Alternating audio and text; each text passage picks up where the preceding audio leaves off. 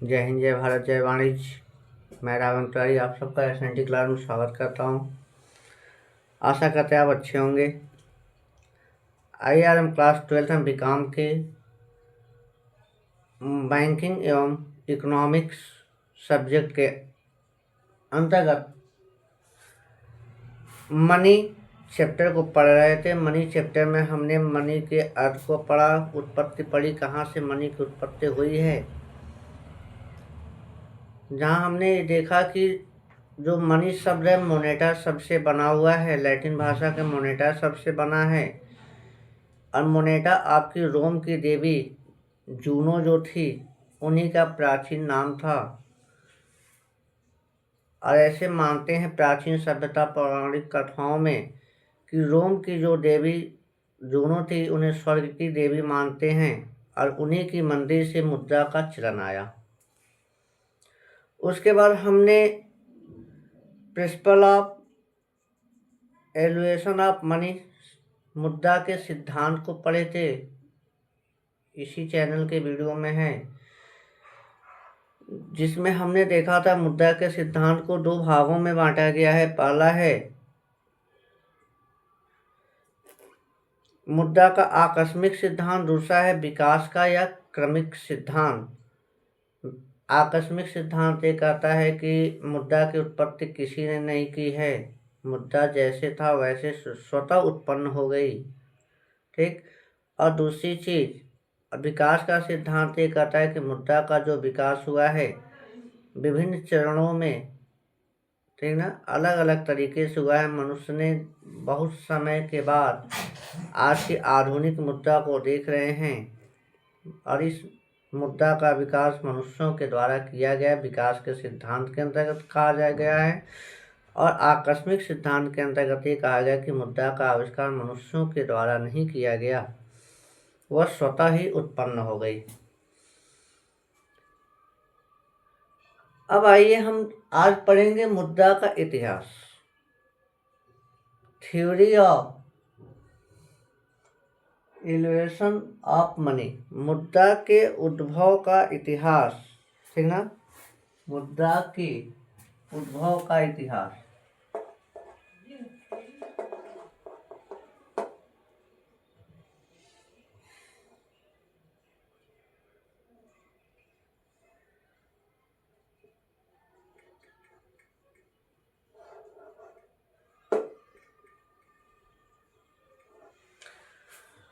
अगर मुद्रा के इतिहास उद्भव के इतिहास के बारे में पता करें तो हम देखते हैं इतिहास में मनुष्य पाषाणकालीन सभ्यता से निरंतर विकास करते हुए अपने आप को आज आधुनिक मानव के रूप में ले आया है। जो हम आज आप और हम हैं, हमारे पूर्वज पाषाणकालीन मनुष्यों की तरह जो जंगलों में निवास करते थे, उनका विकास धीरे धीरे होता गया। एक क्रमिक विकास के रूप में एक चरणबद्ध तरीके से उनका विकास हुआ। तो मनुष्यों ने उस समय जो चीज़ें उन्हें मिली, जब विनिमय का जब ज़रूरतें कम थी, उस समय वह कुछ भी खा लेते, फल फूल कंदमूल खा के, कच्चे मांस खा के अपना जीवन यापन कर लेते थे। लेकिन जब मनुष्यों ने समाज में अपना समूह बना के रहना सीखा, पहली बार उन्हें पके मांस मिले खाने को, उसके बाद से अन्न के रूप में कुछ दाने मिले उन्हें खाने को, और धीरे धीरे वह एक एक चीज़ को स्टोर करना चालू किया और समाज में समूह बना के रहने लगे। तो वहाँ से मुद्रा के विकास का चरण चालू होता है। अगर उस चरण में हम चले, मुद्रा के चरण को कई भागों में बांटा गया है। सबसे पहले चरण की बात करें तो आखेत युग, उस युग में मनुष्य क्या करते थे, जानवरों का शिकार करते थे और उन जानवरों के शिकार को करने के बाद उन्हें मांस को खा लेते थे। और मांस को खाने के बाद जो चीज़ें उनकी खूर हो गई, उनके जो खाल हो गए, उसे विनिमय के रूप में काम करते थे, अर्थात मुद्रा के रूप में काम करते थे, यूज करते थे। आखिर युग के बाद चारागाह युग आया। चारागाह युग में लोग मनुष्यों ने क्या किया कि जो समूह में मनुष्य थे वे पशुओं से प्रेम करने लगे, मनुष्य पशुओं को पालने लगे और मुद्रा के रूप में वस्तुओं को ही बेचने लगे। ठीक ना। इस तरह विनिमय का माध्यम पशु युग आया। उसके बाद आया कृषि युग। कृषि युग में आपके खेती करना मनुष्य जान गए थे और उस खेती के माध्यम से वस्तुओं का जो उत्पादन करते थे उस वस्तुओं का विनिमय के रूप में प्रयोग करने लगे थे। और इस तरह से क्रमिक सिद्धांत के रूप में चलते चलते आज का जो हमारा आधुनिक मुद्रा का युग है उस मुद्रा के युग में हम आए हैं। ठीक ना। तो अगर हम मुद्रा के इतिहास, उद्भव के इतिहास के बारे में चलें तो ये तो बहुत पुरानी बातें हो गई। तो नए तौर पे अगर देखें मुद्रा के इतिहास को हम 4 भागों में बांटते हैं। कितने भागों में? 4 भागों। 4 type of history elevation of money. अगर इसके बारे पहली है जो भाग है वह है वस्तु मुद्रा। वस्तु मुद्रा मतलब आखेत युग से ही मनुष्यों को जो चीजें मिली मुद्रा के रूप में वह किसी भी वस्तु को विनिमय के रूप में प्रयोग करने लगा। ये था वस्तु मुद्रा। अगला है धातु मुद्रा। मनुष्यों को धातु के रूप में जो चीजें मिली, जैसे सबसे पहले तांबा मिला। इतिहास में साक्ष्य भी है कि मनुष्यों को सबसे पहले तांबा मिला, तो तांबे को मुद्रा के रूप में, विनिमय के रूप में मनुष्यों ने प्रयोग किया और उसी क्रम में तांबे के बाद सोना आया, चांदी आया। ठीक ना। इस तरह मुद्रा का विकास हुआ। उसके बाद आया पत्र मुद्रा का युग, मतलब जो पर कागज के नोट हैं वह मुद्रा का युग आया, जिसमें कागज की मुद्रा को क्या कहते हैं वह विनिमय के रूप में प्रयोग किया जाने लगा। और जो अंतिम चरण है, जो आधुनिक युग में मुद्रा के विनिमय का सबसे बड़ा प्रमाण है, सबसे बड़ा साक्ष्य के रूप में काम करता है और भूमिका निभा रहा है, वह है क्रेडिट मनी, जिसको साख मुद्रा कहते हैं। ठीक ना।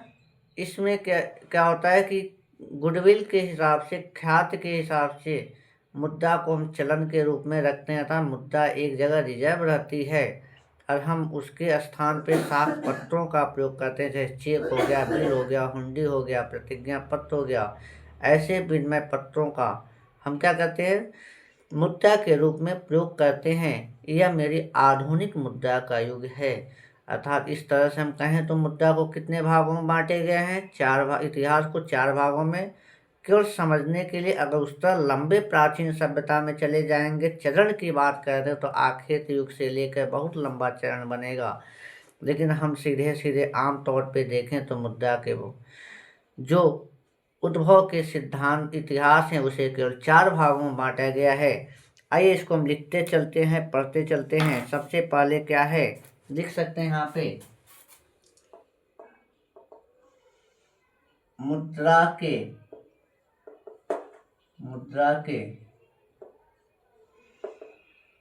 उद्भव के इतिहास को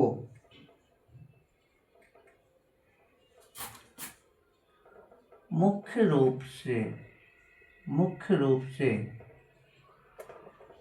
4 भागों में बांटा गया है। इसमें सबसे पहला क्या है? वस्तु मुद्रा। वस्तु मुद्रा जिसको हम कहते हैं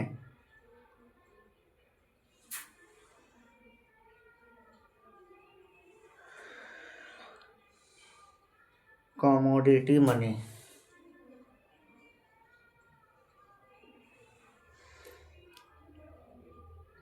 डीटी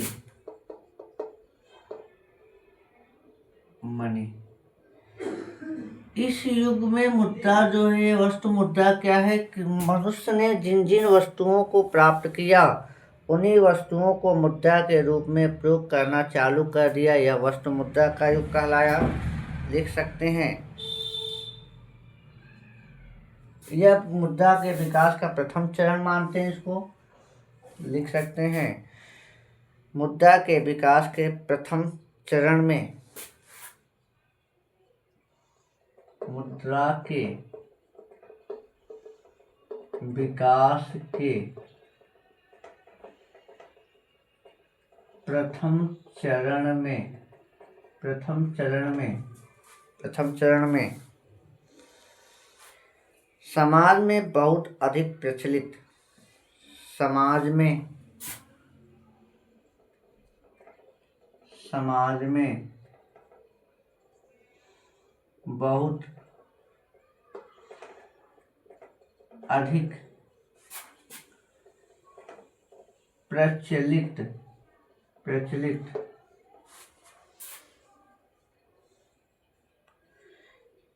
किसी एक वस्तु को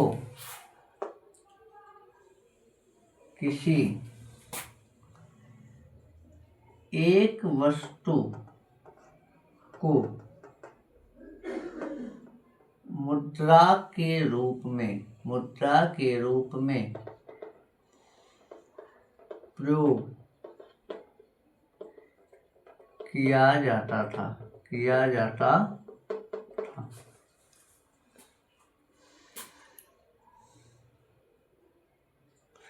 और उसी के माध्यम से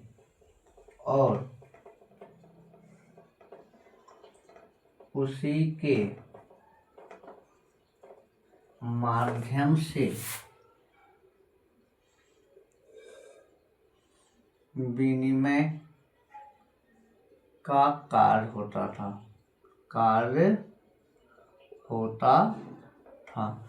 जैसे आखेट युग में जानवरों के खूर खाल का प्रयोग करते थे। चारागाह युग में जानवरों को ही मुद्रा के रूप में, विनिमय के रूप में प्रयोग करते थे। कृषि युग में अनाजों को मुद्रा के रूप में प्रयोग करने लगे थे ना। ये थी वस्तु मुद्रा का युग, ठीक ना। इसके बाद हम आते हैं, दूसरा है धातु मुद्रा। दूसरा जो युग है इतिहास इसका, धातु मुद्रा, जिसको हम कहते हैं मेटल्स मनी।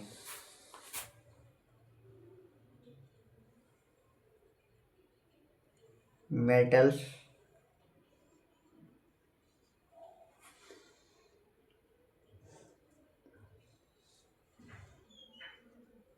मनी।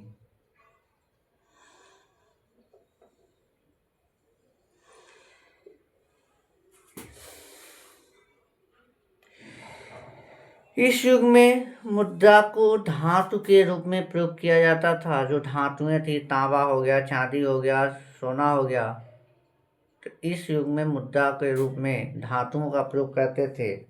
लिख सकते हैं,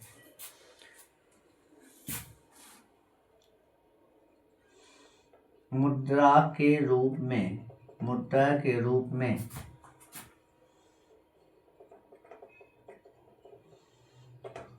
धातुओं का प्रयोग किया जाता था और इन्हें ही विनिमय का माध्यम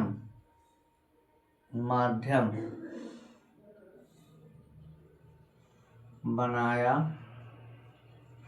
जाता था। वह कौन कौन सी धातुएं थी, जैसे में आ जाए, तांबा था, कांसा था, तांबा कांसा, सोना, लोहा, सोना, आदि इन सब का धीरे धीरे जैसे जैसे वो जरूरत पड़ी मुद्रा के रूप में प्रयोग किया जाने लगा। हो गया। अब आते हैं पत्र मुद्रा का युग। इसको देख लें, तब इसको साफ करते हैं, आगे बढ़ते हैं।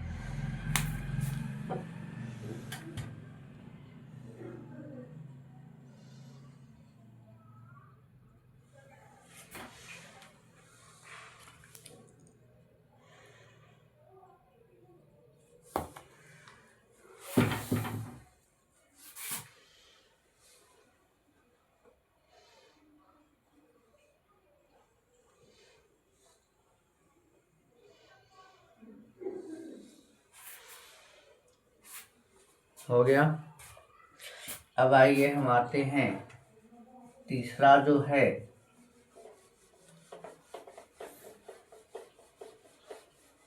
Paper money.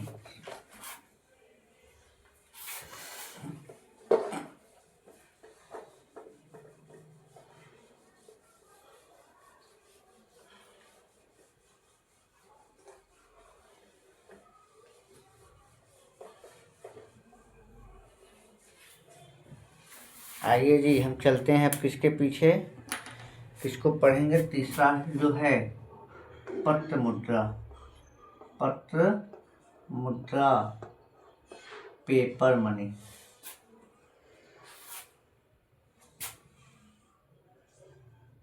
पेपर।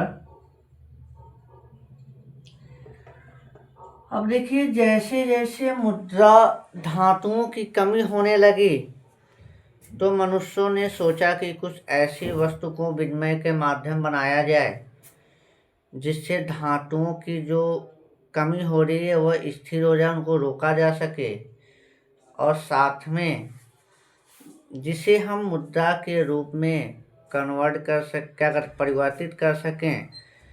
तो मनुष्यों ने कागज की मुद्रा का निर्माण किया, ठीक ना। अर्थात पत्र मुद्रा का युग आया। और ये पत्र मुद्राएं क्या थी, धातु मुद्रा में परिवर्तित थी।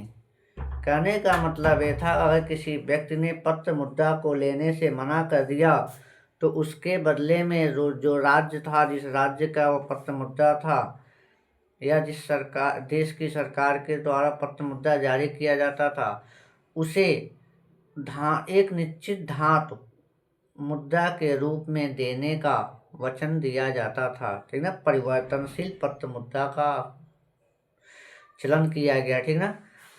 तो आइए इसको लिख लेते हैं। लिख लें क्या,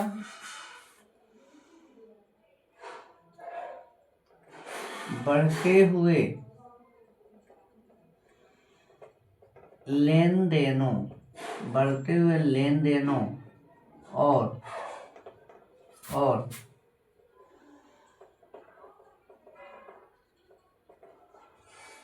धातुओं के अपव्यय। अपव्यय का मतलब बहुत अधिक खर्च होना। धातुओं के अपव्यय और कमी को ध्यान में रखते हुए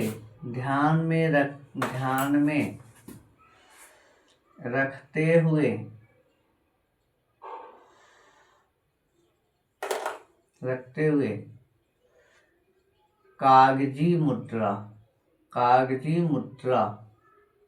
जिसको हम कहते हैं पत्र मुद्रा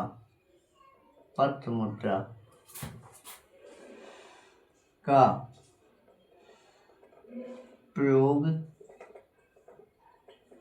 किया जाने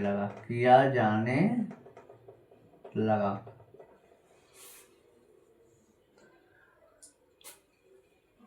हमें पता है कि सबसे पहले कागज का प्रयोग चीन में किया गया था, और पत्र मुद्रा का भी जो प्रयोग सबसे पहले माना जाता है चीन से ही माना जाता है, ठीक ना। तो पत्र मुद्रा का प्रयोग कहाँ से हुआ, हाँ, मुद्रा का प्रयोग किया जाने लगा।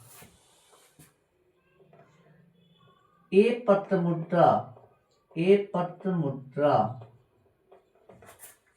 मुद्रा बहुमूल्य धातुओं में परिवर्तित थी। ये पत्र मुद्रा बहुमूल्य धातुओं में परिवर्तित थी। मतलब किसी व्यक्ति ने पत्र मुद्रा को लेने से इनकार किया तो उस दशा में उसके बदले में उन्हें क्या दिया जाएगा? धातु मुद्रा, सोने, जो मूल्य धातुएं जो सोने चांदी हैं उनको दिया जाएगा। अंतिम जो है पत्र मुद्रा, जो अंतिम मुद्रा है वह है शाख मुद्रा। क्या है? शाख मुद्रा, जिसको हम कहते हैं क्रेडिट मनी। Credit money. अब आज के बढ़ते हुए आधुनिक परिवेश की बात करें तो शाख मुद्रा का युग है, जो पत्र मुद्रा को एक जगह स्थिर कहीं रिजर्व के रूप में रखता है और उसके जगह पे विनिमय पत्रों को चलन करता है। जैसे शाख पत्र हो गए, उस शाख पत्र में क्या करते हैं? चेक हो गया, चेक हो गया, ड्राफ्ट हो गया, बिल हो गए, प्रतिज्ञा पत्र, हुंडी हो गए आदि। इन सब चीज़ों का शाख पत्र के रूप में प्रयोग किया जाता है। और आज भी आधुनिक युग में आ गए हम आज, जिसमें इलेक्ट्रिक मनी को युग कहते हैं। मनो इलेक्ट्रॉनिक मनी का युग है, जहां मुद्रा का ट्रांजैक्शन हम बस एक जगह से बैठे वैसे ही कर लेते हैं। जैसे मेरा UPI हो गया, ठीक ना, और कई ऐप है UPI और फोन पे, जो गूगल पे, ये सब क्या इलेक्ट्रिक मनी के रूप में हैं, इलेक्ट्रॉनिक मनी के रूप में कार्य कर रहे हैं, जहां मुद्रा को कहीं हटाना ही नहीं है। एक जगह से बैठे ये मुद्रा का ट्रांजैक्शन आसानी से कर दे रहे हैं। लेकिन हम अगर युग की बात करें तो शाख पत्र मुद्रा ही है, ठीक ना। यहीं तक तो चलिए लिखते हैं, देश की आर्थिक विकास, ठीक ना, देश की आर्थिक विकास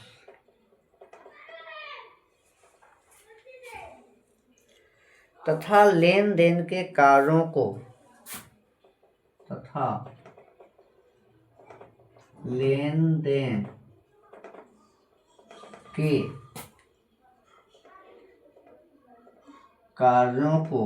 लेन देन के कार्यों को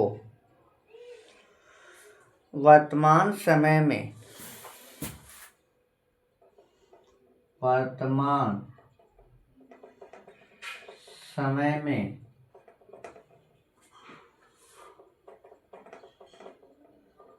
शाख मुद्रा के द्वारा